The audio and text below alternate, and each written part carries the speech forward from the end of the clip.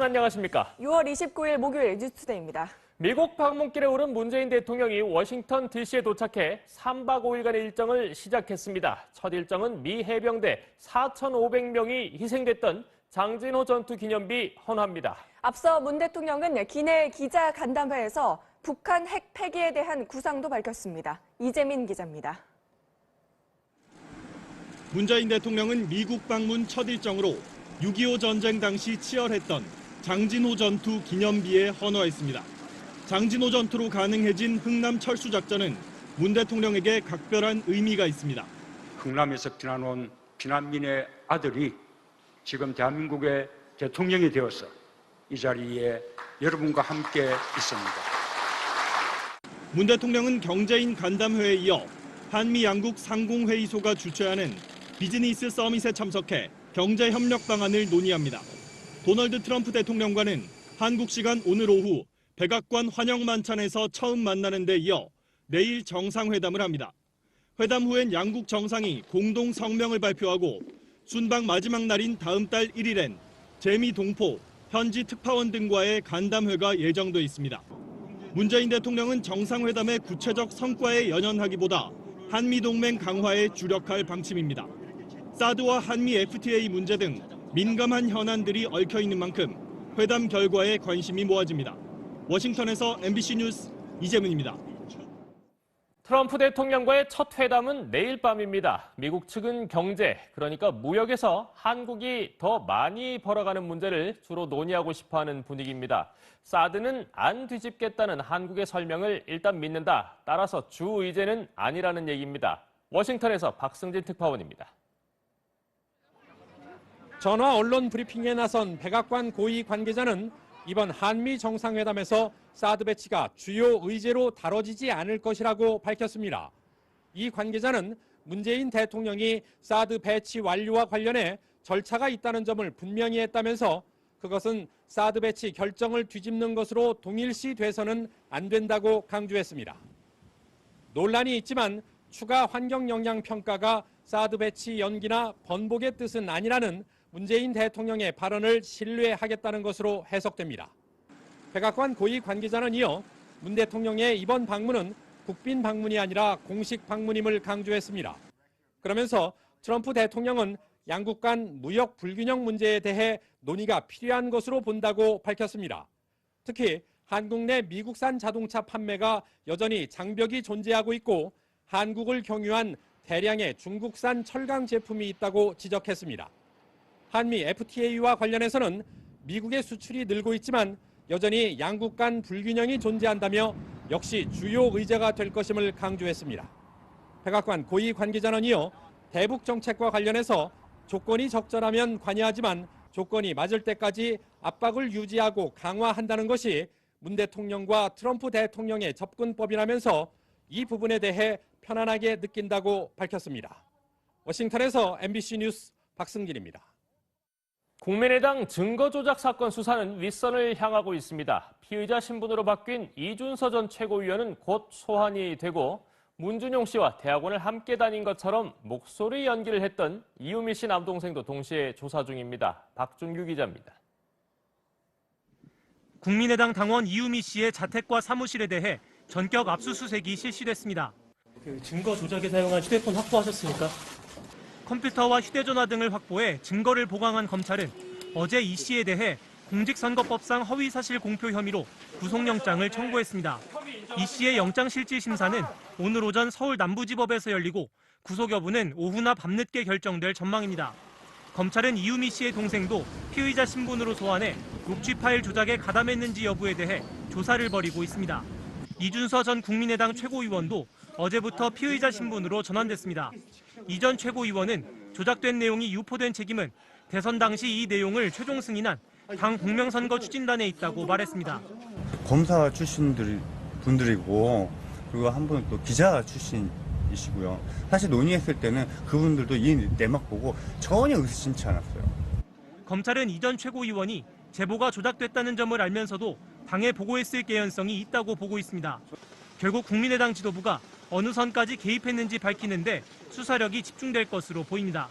MBC 뉴스 박준규입니다. 국민의당 박주선 비대위원장은 당이 조직적으로 개입했다면 해체돼야 한다면서 배수진을 쳤습니다.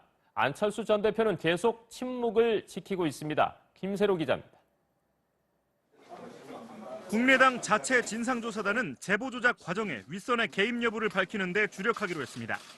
박지원 당시 선거대책위원장과 대선 후보였던 안철수 전 대표가 보고받았는지 확인하기로 했습니다. 누군가가 개입돼서 긴밀하게 연결된 거 아니냐라고 하는 의혹이 있기 때문에 그런 의혹이 철저하게 진상조사가 이루어지도록. 당 대표격인 박주선 비상대책위원장은 당이 개입됐다는 것이 사실로 밝혀진다면 당이 존재할 이유가 없다며 해체까지 거론했습니다. 더불어민주당은 압박 수위를 높였습니다. 이번 사건을 대선 공작 게이트로 이름 붙이고 특검 주장은 물타기 시도라고 비판했습니다. 국민들은 죄 지은 사람이 석고대전은커녕 검사를 골라서 하겠다는 것이냐 이렇게 생각하고 있습니다. 또 새정치가 증거 조작이었느냐며 안철수 전 대표를 정조준했습니다. 안 전 대표는 아무런 입장을 밝히지 않았습니다. MBC 뉴스 김세로입니다. 오늘 김상곤 교육장관 후보자 청문회 있습니다. 수능의 자격 고사화, 자사고 외고 폐지 입장 등 들어볼 문제가 많지만 논문 표절 논란이 최대 쟁점이 될 것 같습니다. 송영무 국방장관 후보자는 음주운전 논란이 계속입니다. 이문현 기자입니다. 김상곤 후보자가 2000년 7월 발표한 논문인 한국산업민주주의의 현주소입니다. 학술진흥재단에서 3천만 원의 연구비를 받아 학술지에 실렸습니다. 그런데 이 논문은 같은 해 12월 김 후보자가 재직하던 한신대 교내 학술지에도 게재됐습니다. 야당은 학술진흥재단과 대학에서 연구비를 이중으로 받은 의혹이 있다고 주장했습니다. 한신대에서도 연구비를 받았다면 이것은 그 연구비 이중수혜, 이중계제로 연구윤리, 도덕성이 심각하게 우려됩니다. 어제 열린 송영무 국방부 장관 후보자에겐 해군본부 종합상황실장으로 근무하던 1991년 7월 4일 동료들과 회식을 한 뒤 음주운전을 한 의혹이 추가로 제기됐습니다. 송 후보자가 부인하자 의혹을 제기한 자유한국당 김학용 의원은 당시에는 위법이 아니었다 해도 현행법에선 음주운전 방조라고 질타했습니다. 송 후보자는 앞서 같은 해 3월에 있었던 음주운전 사실은 인정했지만 야당이 의심하는 은폐 시도는 없었다고 거듭 부인했습니다. MBC 뉴스 이문현입니다. 서울 시내 외고와 자사고 4곳이 모두 재지정 평가를 통과했습니다. 하지만 조희연 교육감은 외고와 자사고의 폐지를 위한 관련법 개정을 제안하며 정부에 공을 넘겼습니다. 임명찬 기자입니다. 서울시 교육청은 서울 외고와 자사고인 경문고, 세화여고, 장운고, 그리고 특성화중학교인 영훈국제중 등 5개 학교의 재지정을 결정했습니다.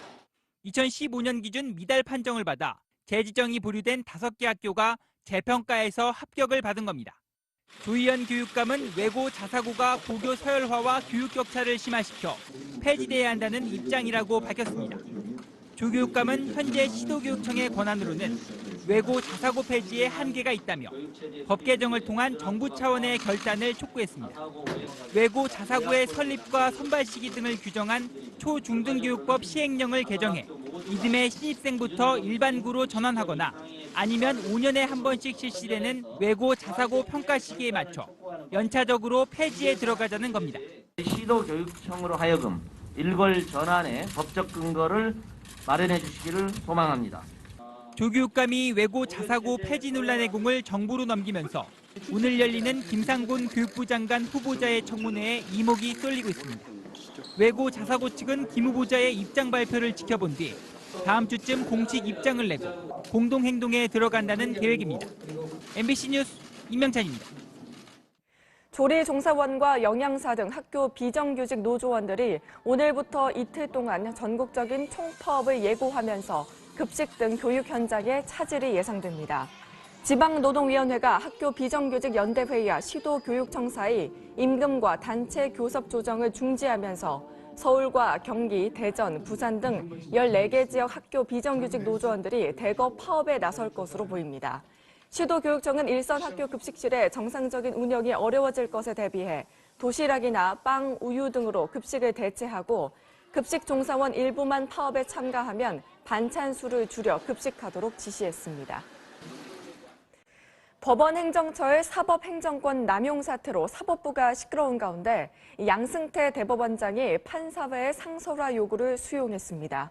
전국 단위의 상설 판사 회의차가 생기는 건 헌정사상 처음 있는 일입니다. 박윤수 기자입니다. 양승태 대법원장이 전국 법관 대표회의의 핵심 요구사항이었던 판사회의 상설화를 받아들였습니다. 양승태 대법원장은 법원 내부망 코트넷에 사법행정 전반에 대해 법관들의 의사가 충실히 수렴, 반영될 수 있는 제도적 장치로서 전국 법관 대표회의를 상설화하는 결의를 적극 수용하여 추진하겠다고 밝혔습니다. 그러면서 판사들의 승진과 근무 평정 등 인사제도를 포함한 제도 개선 전반을 앞으로 판사회의에서 논의하자고 제안했습니다. 또 이번 사법행정권 남용 사태를 유발한 법원행정처의 구성과 역할, 기능 조정 의사도 내비쳤습니다.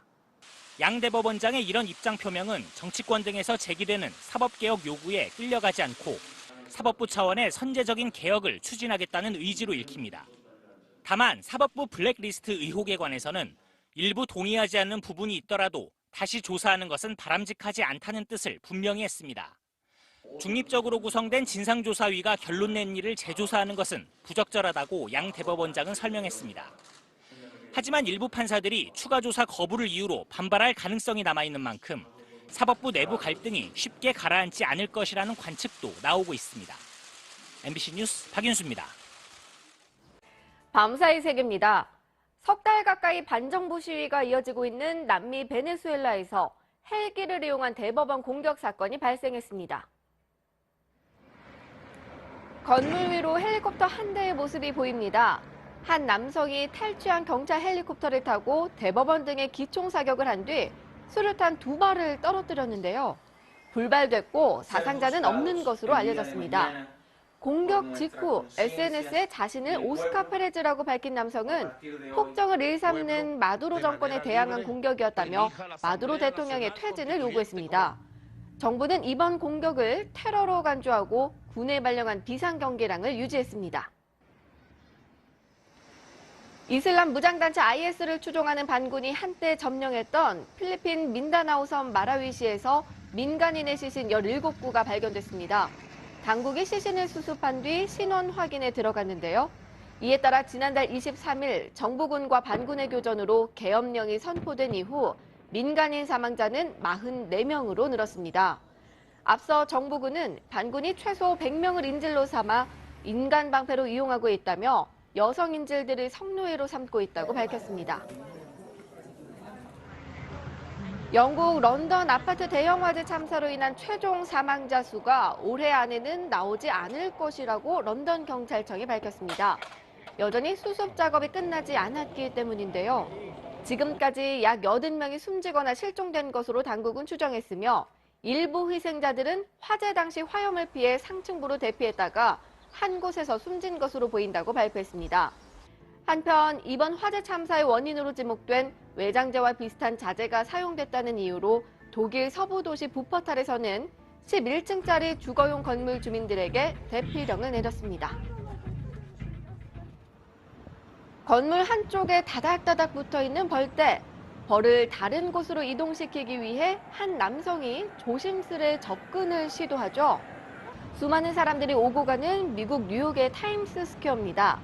3만 마리 이상의 벌들이 모여있다는 신고를 받고 전문 구조대는 물론 양봉 전문가까지 현장에 출동한 덕분에 모두 인근 공원으로 무사히 옮겼습니다. 밤사이 세계였습니다. 이 북한이 박근혜 정부가 김정은 노동당 위원장을 제거하려 했다고 주장하면서 박근혜 전 대통령과 이병호 전 국가정보원장의 신병을 넘겨라 극형에 처하겠다고 위협하고 있습니다. 김세진 기자입니다. 북한 국가보위성과 인민보안성 등은 어젯밤 공동성명을 통해 북한 최고 수뇌부를 해칠 흉계를 추진한 박근혜 전 대통령과 이병호 전 국가정보원장 그리고 국정원 요원들을 극형에 처할 것을 내외에 공포한다고 밝혔습니다. 또 앞으로 자신들의 최고 수뇌부, 즉 김정은을 노린 테러 행위가 적발되면 그 조직과 가담자를 사전 통보 없이 즉결 처형하겠다고 위협했습니다.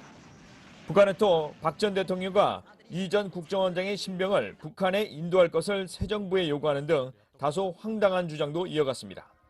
앞서 우리 국정원격인 북한 국가보위성은 지난 5월 미국 중앙정보국 CIA와 국정원이 북한 최고 수뇌부를 상대로 생화학 물질 테러를 치밀하게 준비했다고 주장한 바 있습니다. 이후 선전 매체를 통해 국정원이 매수한 북한 노동자의 진술이라며 관련 영상을 잇따라 공개하기도 했습니다.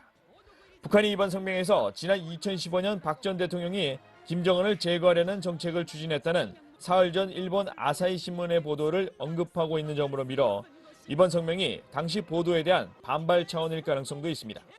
국정원은 이에 대해 이미 수차례 언급했듯이 북한의 주장은 사실무근이라며 우리 국민에 대해 공개적으로 협박하는 행위는 용납할 수 없다는 입장을 밝혔습니다.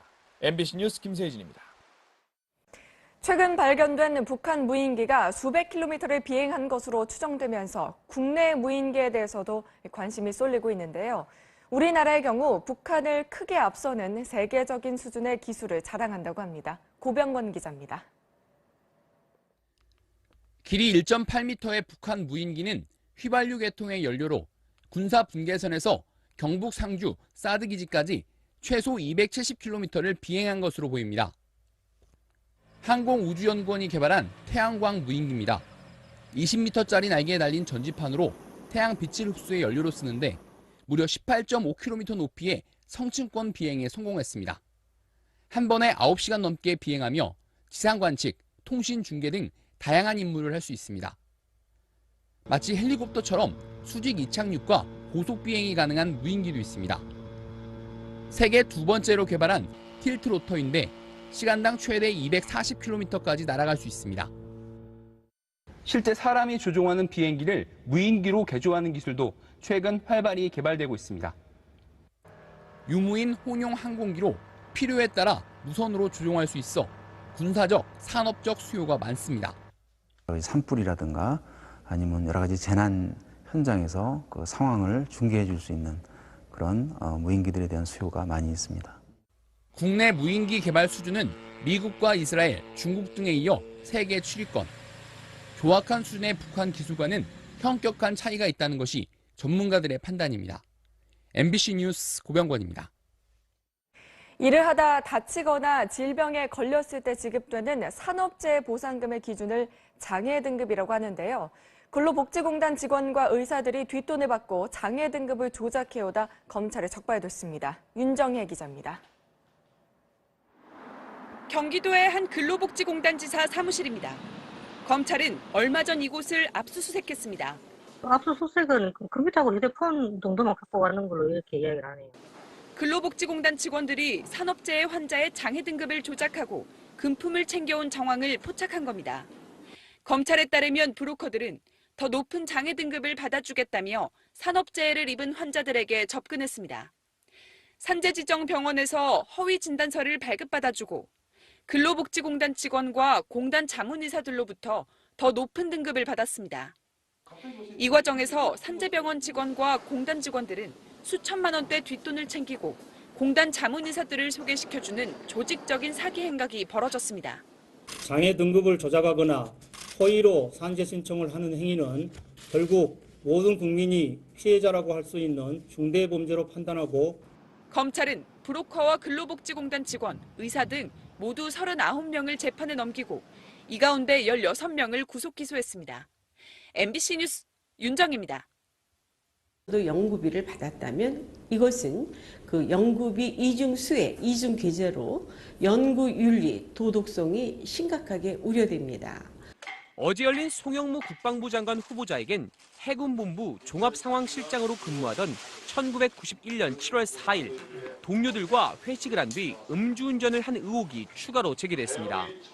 송 후보자가 부인하자 의혹을 제기한 자유한국당 김학용 의원은 당시에는 위법이 아니었다 해도 현행법에선 음주운전 방조라고 질타했습니다. 송 후보자는 앞서 같은 해 3월에 있었던 음주운전 사실은 인정했지만 야당이 의심하는 은폐 시도는 없었다고 거듭 부인했습니다. MBC 뉴스 이문현입니다. 서울 시내 외고와 자사고 4곳이 모두 재지정 평가를 통과했습니다. 하지만 조희연 교육감은 외고와 자사고의 폐지를 위한 관련법 개정을 제안하며 정부에 공을 넘겼습니다. 임명찬 기자입니다. 서울시교육청은 서울외고와 자사고인 경문고, 세화여고, 장운고, 그리고 특성화중학교인 영훈국제중 등 5개 학교의 재지정을 결정했습니다. 2015년 기준 미달 판정을 받아 재지정이 보류된 5개 학교가 재평가에서 합격을 받은 겁니다. 조희연 교육감은 외고 자사고가 고교 서열화와 교육 격차를 심화시켜 폐지돼야 한다는 입장이라고 밝혔습니다. 조 교육감은 현재 시도교육청의 권한으로는 외고 자사고 폐지에 한계가 있다며 법 개정을 통한 정부 차원의 결단을 촉구했습니다. 외고 자사고의 설립과 선발 시기 등을 규정한 초중등교육법 시행. 국민의당 자체 진상조사단은 제보 조작 과정에 윗선의 개입 여부를 밝히는 데 주력하기로 했습니다. 박지원 당시 선거대책위원장과 대선 후보였던 안철수 전 대표가 보고받았는지 확인하기로 했습니다. 누군가가 개입돼서 긴밀하게 연결된 거 아니냐라고 하는 의혹이 있기 때문에 그런 의혹이 철저하게 진상조사가 이루어지도록. 당 대표격인 박주선 비상대책위원장은 당이 개입됐다는 것이 사실로 밝혀진다면 당이 존재할 이유가 없다며 해체까지 거론했습니다. 더불어민주당은 압박 수위를 높였습니다. 이번 사건을 대선 공작 게이트로 이름 붙이고 특검 주장은 물타기 시도라고 비판했습니다. 국민들은 죄 지은 사람이 석고대죄는커녕 검사를 골라서 하겠다는 것이냐 이렇게 생각하고 있습니다. 또 새정치가 증거 조작이었느냐며 안철수 전 대표를 정조준했습니다. 안 전 대표는 아무런 입장을 밝히지 않았습니다. MBC 뉴스 김세로입니다.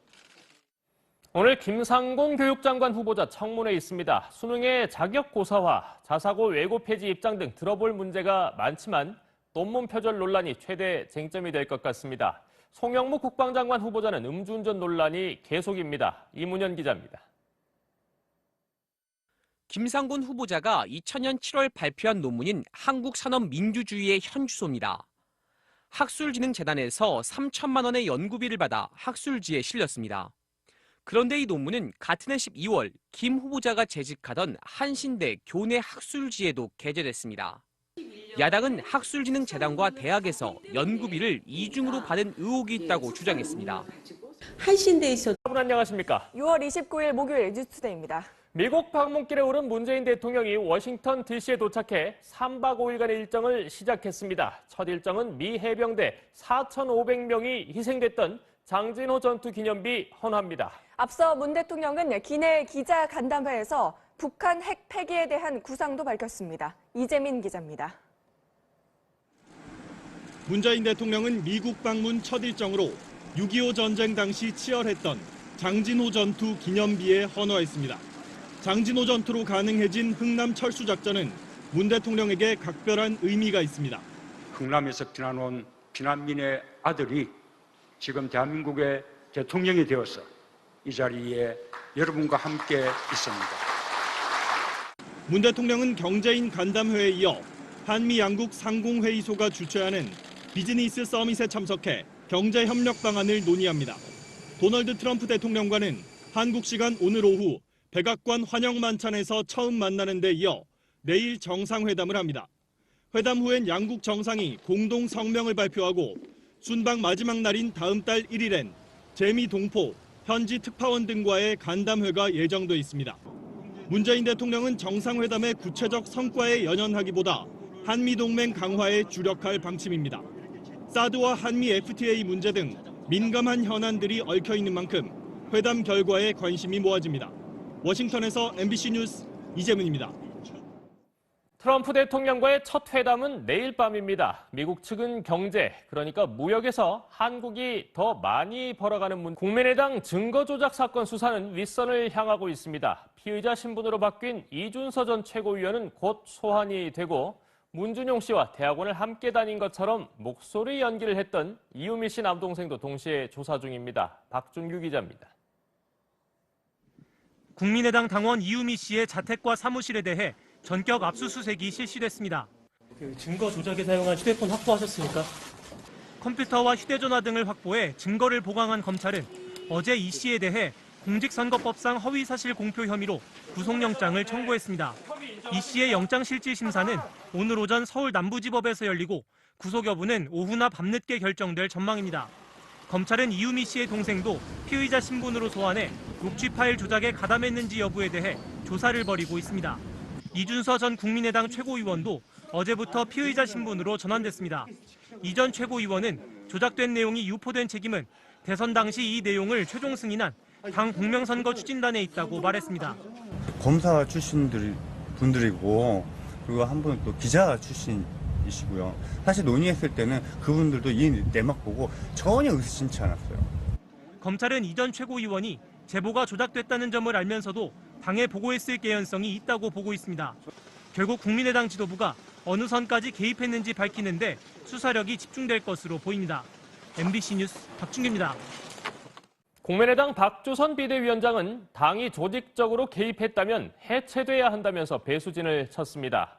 안철수 전 대표는 계속 침묵을 지키고 있습니다. 김세로 기자입니다.